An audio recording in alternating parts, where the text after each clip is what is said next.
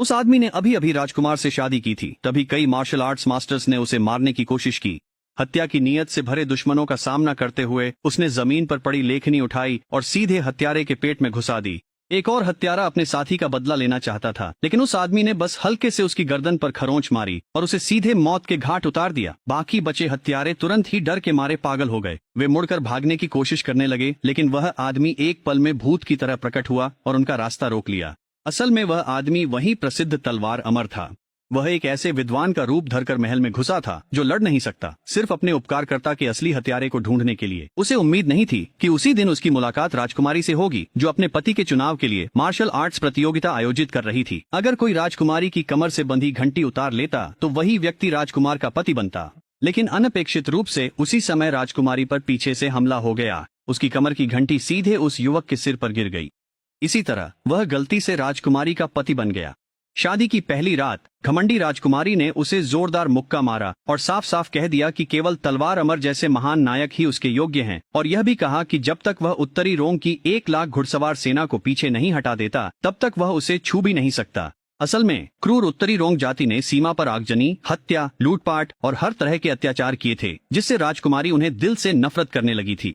अगले दिन राजकुमारी ने जबरदस्ती उस आदमी को अखाड़े में ले गई और अंगरक्षक प्रमुख झांग काई को आदेश दिया कि वह उसकी मार्शल आर्ट्स की परीक्षा ले। यह झांग काई पहले से ही नए नियुक्त नाकारा दामाद को तुच्छ समझता था। ऊपर से तो उसने आदमी को अपनी भीतरी शक्ति की परीक्षा के लिए मुक्का मारने दिया, लेकिन अंदर ही अंदर उसने क्रूर त्यानगांग शक्ति का इस्तेमाल किया ताकि मौके का फायदा उठाकर उस आदमी की मार्शल आर्ट्स को नष्ट कर सके। लेकिन उसे कभी उम्मीद नहीं थी कि वह आदमी पहले ही सब कुछ भांप चुका था। उसने योजना के अनुसार अभिनय किया और एक मुक्का मारा। भयानक ताकत तुरंत उलटी पड़ गई, जिससे झांग काई सीधे खून थूकने लगा। लेकिन यह कपटी आदमी अपनी इज्जत बचाने के लिए सच में झूठ बोल गया कि यह उसकी कोई पुरानी बीमारी है जो फिर से उभर आई है, और दिखावा करता रहा। फिर झांग काई ने फिर से अपनी तलवार की ऊर्जा का प्रदर्शन करना शुरू किया। उसने अपनी तलवार निकाली और लहराई, जिससे दूर की 2 कतारों में रखी मोमबत्तियां तुरंत बुझ गईं, और यह देखकर अंगरक्षकों ने तालियां बजाईं। जब उस आदमी की बारी आई तो सभी लोग उसका मजाक उड़ते देखने का इंतजार कर रहे थे। वह आदमी खुशी खुशी सहयोग करने को तैयार था। उसने लापरवाही से हाथ हिलाया। जैसा कि उम्मीद थी, एक भी मोमबत्ती नहीं बुझी। जैसे ही सभी लोग उसका मजाक उड़ाने लगे कि वह पूरी तरह से नाकाम रहा, किसी को पता नहीं था कि उसकी असली तलवार की ऊर्जा पहले ही 100 मीटर दूर तक पहुंच चुकी थी, जिससे अटारी में छुपकर झांक रही राजकुमारी की मौसी चौंक गईं और उन्हें आंतरिक चोटें आ गईं और खून बहने लगा। मौसी बहुत ज्यादा चौंक गईं। 100 कदम दूर से तलवार की ऊर्जा से किसी को घायल कर पाना यह दर्शाता है कि इस व्यक्ति की मार्शल आर्ट साधना निश्चित रूप से 9वें स्तर से कहीं ऊपर है। तभी उत्तरी रोंग का राजकुमार दरबार में घुस आया और दामाद को चुनौती दी। जीतने पर वह राजकुमारी से जबरन शादी कर उसे दासी बना लेता। उसकी हंसी से ही साफ था कि वह मार्शल आर्ट्स के 9वें स्तर पर पहुंच चुका है।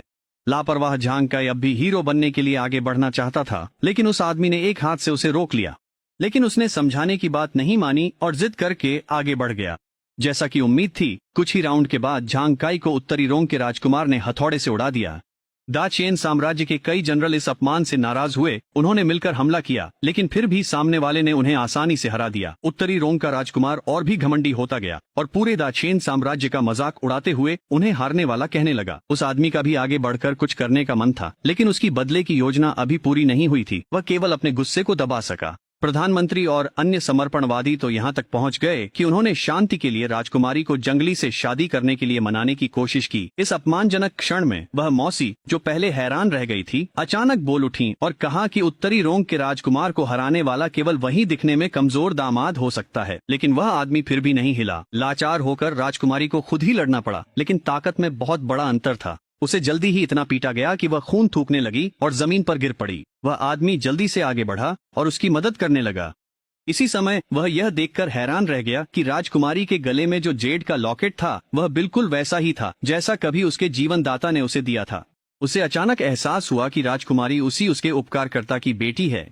वह अभी अपने सदमे से उबर भी नहीं पाया था कि उत्तरी रोंग के राजकुमार ने और भी पागलपन भरी हरकत कर दी। उसने अपने आदमियों से 3000 खून से सने कान उठवाए, यह दिखाते हुए कि ये हाल ही में समाप्त हुए नगर संहार के दौरान काटे गए सगाई के तोहफे हैं। अपने उपकारकर्ता की बेटी का अपमान और अपने देशवासियों की दुखद स्थिति देखकर उस आदमी के दिल में दबी हुई आग आखिरकार पूरी तरह फूट पड़ी। अब उसने खुद को छुपाना बंद कर दिया, धीरे धीरे आगे बढ़ा और उत्तरी रोंग के राजकुमार को द्वंद्व के लिए ललकारा। लेकिन जब उत्तरी रोंग के राजकुमार ने यह देखा तो वह जोर जोर से हंस पड़ा। उसे लगा कि यह विद्वान पागल हो गया है। इसी समय राजकुमारी के जूड़े से उस युवक ने एक बालपिन निकाली और कहा कि ऐसे आदमी से निपटने के लिए एक बालपिन ही काफी है।